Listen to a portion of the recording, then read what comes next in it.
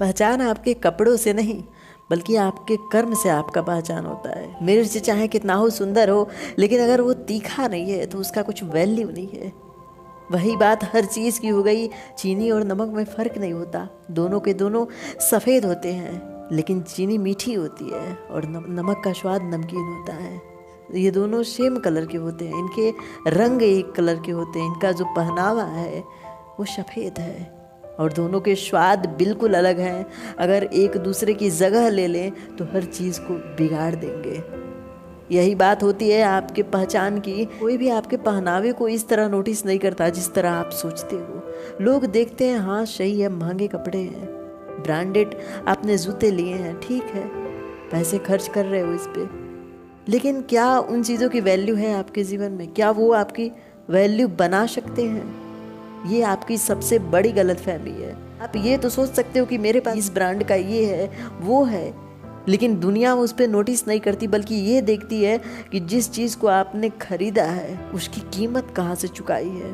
उसकी कीमत अपने पिता के पैसों से चुकाई है या खुद मेहनत करके। घर के लोग कर्ज में डूब रहे हैं और आप महंगे चीज़ों का शौक दिखा रहे हो। ये सबसे बड़ी मूर्खता है और इस मूर्खता के बदले आपको कभी सम्मान नहीं मिल सकता। बल्कि लोग तो देखेंगे, लेकिन आपके पीठ के पीछे आपको गाली देंगे।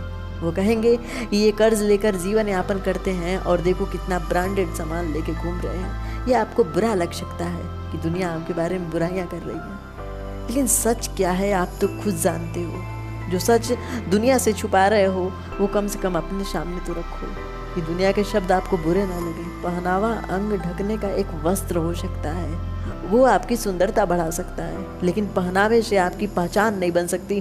पहनावे से आपको वैल्यू नहीं मिल सकता। कपड़ों से आप सुंदर दिख सकते हो, लेकिन आपकी खूबसूरती सुंदरता कभी नहीं हो सकती। आपकी खूबसूरती आपका व्यवहार है, आपकी खूबसूरती आपका कर्म है, जिस कर्म के कारण लोग आपको जानते हैं। जो खूबी आप में है वो लोगों में एक पहचान को उकेरती है। जो पहचान आपका होता है, जो पहचान आपके कर्म का, आपके परिणाम का होता है। लोग जिस चीज़ को जानते हैं ना, अगर उसकी सुंदरता प्राकृतिक रूप से है तो उस वजह से जानते हैं। कपड़े पहन के अगर कहीं बैठे हो तो उसका कोई महत्व नहीं है। कपड़े पहन के किसी के सामने झुक रहे हो, किसी के अंडर में काम कर रहे हो, किसी के सामने गिरना पड़ रहा है, वो कहाँ महत्वपूर्ण है? कपड़ों का महत्व सीमित है। अगर महत्व है तो आपका महत्व है।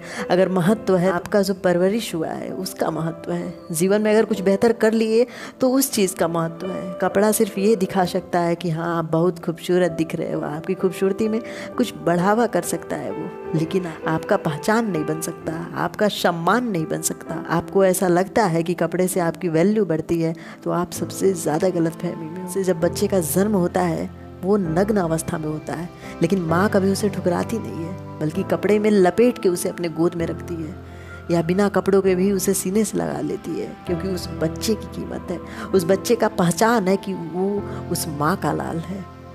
लेकिन अगर आप ये सोचते हो कि कपड़ा सबसे महत्वपूर्ण है, महंगे कपड़े पहन के जाओगे, पूरी दुनिया आपको देखेगी, हर एक इंसान आपको वैल्यू देगा, क्षण मात्र के लिए कीमती तो बन जाओगे, लेकिन जब लोग आपके बारे में जानेंगे तो क्या जवाब दोगे?